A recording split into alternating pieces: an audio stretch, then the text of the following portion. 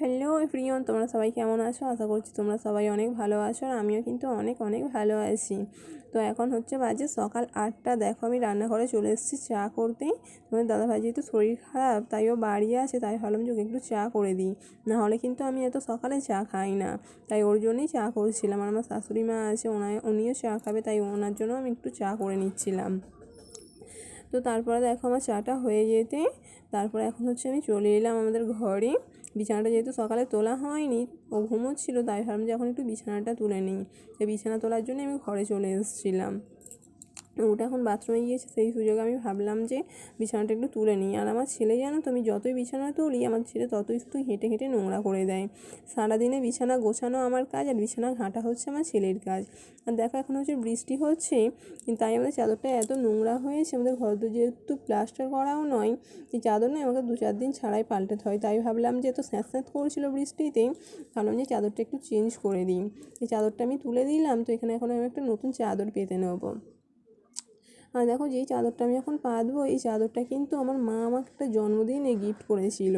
আমার মা বলেছিল যে একটা ভালো দেখে শাড়ি কিনে দেবে, তাই আমি ভাবেছিলাম যে যেহেতু আমি শাড়ি টাড়ি অতটাও পরি না, তাই অত দামি শাড়ি নিয়েই বা কী হবে, তাই বললাম মাকে যে তুমি আমাকে একটা বেড কভারের সেট কিনে দাও। তাই মা আমাকে এই বেড কভারের সেটটা আমার জন্মদিনে আমাকে দিয়েছিল। আর যে মশারিটা দেখছি, ওই মশারিটা না আমি সবসময় এইভাবেই এখানে রেখে দিই। কারণ যেহেতু আমাদের ঘর প্লাস্টার করা নয়, ঘরের দেওয়ালে মানে ফোগল টোগল আছে আর কি, সেই জন্যে যাতে কিছু না ঢুকতে পারে, সেই জন্য আমি দেওয়ালের ধারে মশারিটা এইভাবে চেপে রাখি। দেখো ওখানে সুন্দর করে বিছানার চাদরটাও পেতে নিলাম। তারপরে বালিশগুলো সুন্দর করে আমি গুছিয়ে নেব।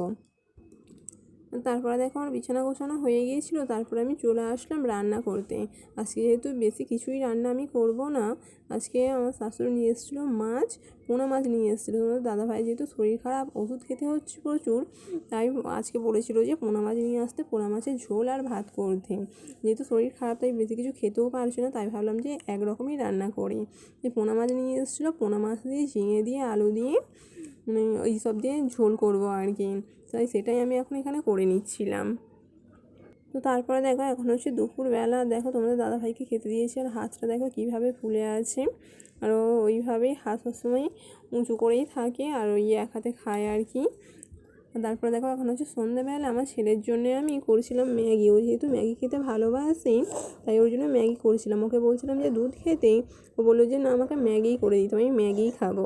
তার জন্য ওকে করে দিচ্ছিলাম আমি স্যুপ ম্যাগি। ও জানো তো স্যুপ ম্যাগি খুব একটা খেতে চায় না, কিন্তু আমি খুব জোর করে বলতে তারপরেও বললো যে হ্যাঁ আমি খাবো। আর এখন দেখো সন্ধ্যেবেলা, যেহেতু সকালের ভাত ছিল, তাই আমি সন্ধ্যেবেলা বেশি কিছু করিনি।